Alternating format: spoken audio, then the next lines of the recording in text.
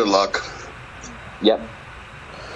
Alright, now to start off, I mainly watched the VHS versions. I never really saw the show that much, but it still meant something to me, as it was, well, I would say the second kid-friendly show that I've seen. The first being Dora, of course, obviously. That's pretty interesting. I said to you, I don't think I have, not as I remember if I've seen on television instead of VHS, but mainly on VHS. And I do not remember what first episode I saw specifically, but I do remember one of my favorite ones. It's where they go to a place called Kingdom Come. Oh, don't even get started on that Imagine Dragons song. What do you mean Imagine Dragons song? Hello, that's been the name of that. Of what you just said. It just like it became a meme. Oh really? Huh. Well, I didn't know there was a song of that for Imagine Dragons. I don't listen to a lot of Imagine Dragons songs besides Believer. Well, I mean, like I'll probably think that Blitz is aware of that if you ever heard of it.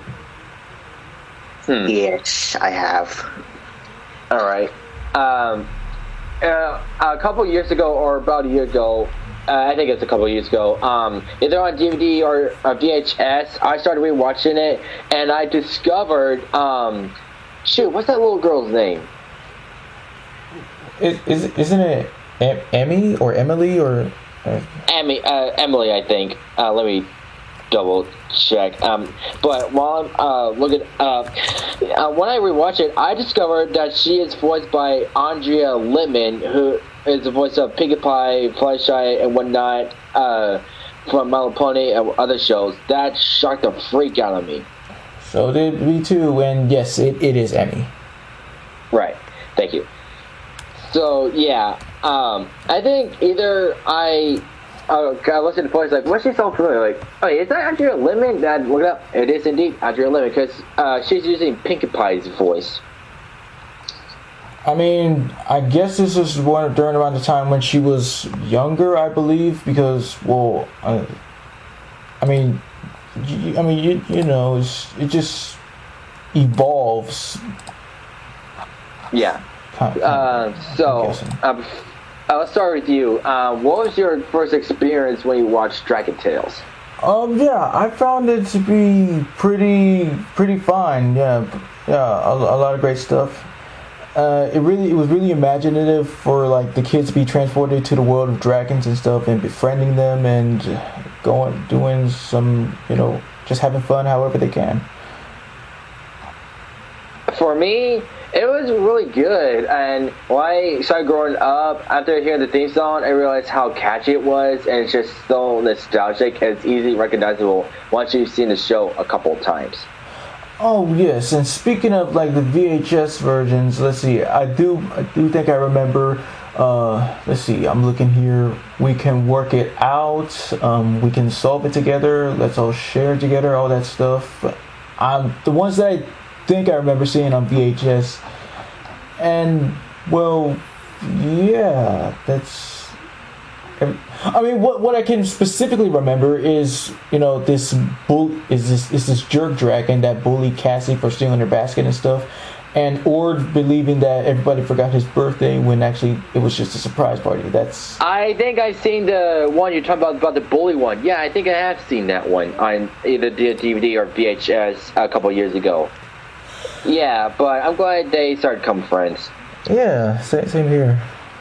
And there's this one episode I remember, is where we find out that Org, the blue dragon, has nyctophobia, or other known as fear of the dark. And the episode where they go to a forest called Forest of Darkness in order to conquer Org's fear of the darkness. Oh, well, no, that's nice. Yeah, and there's also this episode where Cassie, the pink dragon, has a special crayon, a sentient crayon, that can change colors at will, and anything he draws comes real life. Like, if you want to draw a flower, bam, boom. You want to draw a small plane, bam, boom. You want to draw a punching glove, which doesn't happen, that's just part of the example. All I'm saying is, anything you draw comes a reality. Wow, what is this? Taking inspiration from Harold and the Purple Crayon? I mean, it could be. I mean, That was a rhetorical joke question. I know. I'm just saying it could be an inspiration from that, or I don't know. But yeah, I enjoyed that as a kid because of that particular crayon. So yeah.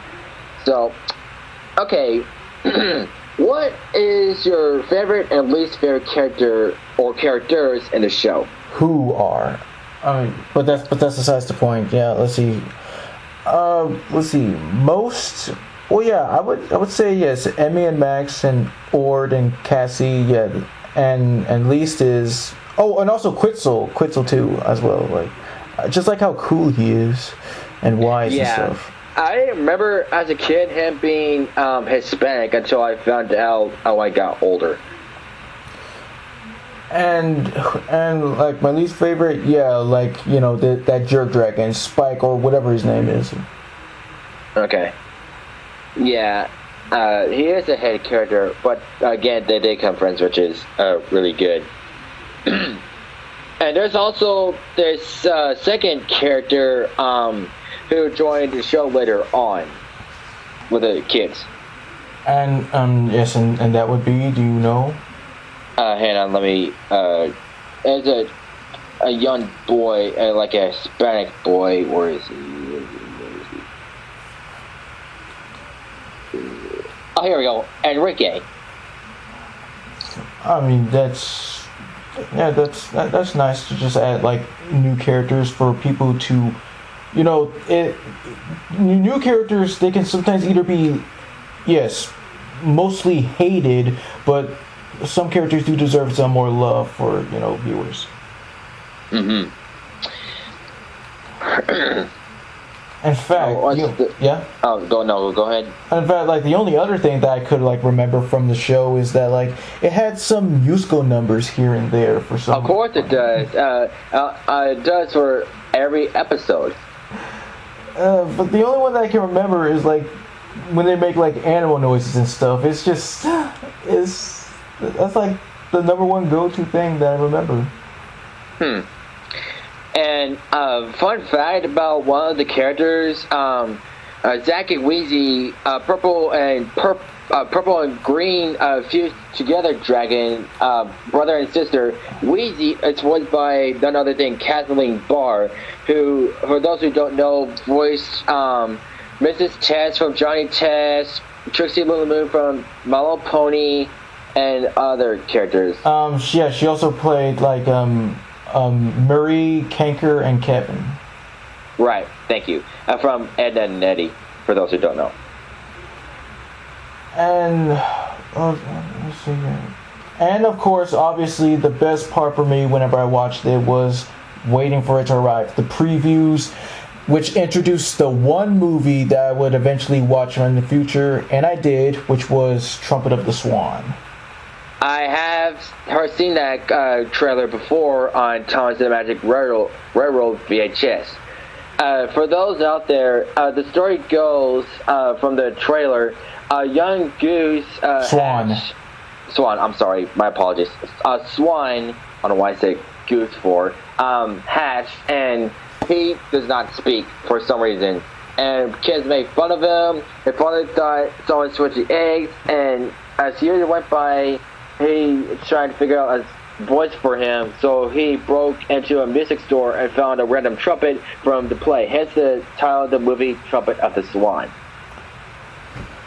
And it's actually not really all that bad. Like the cast, of course, yes, Jason Alexander, Mary Steenburgen, Seth Green, like everybody. There's some few notables here, like E.G. Daily being one of them. And despite Louis, the main Swan, who can't be able to speak, his inner voice is actually voiced by D. Bradley Baker. Mm-hmm. And I would say every time when the VHS tapes ended, I always like to see these Kellogg's like bumpers and stuff. It's like wow, it just amazed me that much. Something so not really all that much can be so just nostalgic to you. Interesting. And You know, for no, you go. Oh, yeah, okay. For me, for, like, a couple of my favorite characters, let's see. I kind of like Weezy because how funny she is. Oh, yeah, Yeah, and, while we're watching it, I kind of like Quetzal because I like how wise and nice he is. yes, same here. Mm-hmm. What else is there to talk about? Yeah, like all I could just remember once again from the VHS tapes. But yeah, after the days went by and stuff, I soon got a little, throwback vibe ever since watching, Adam Sandler's Click, because they were featured in that. Right.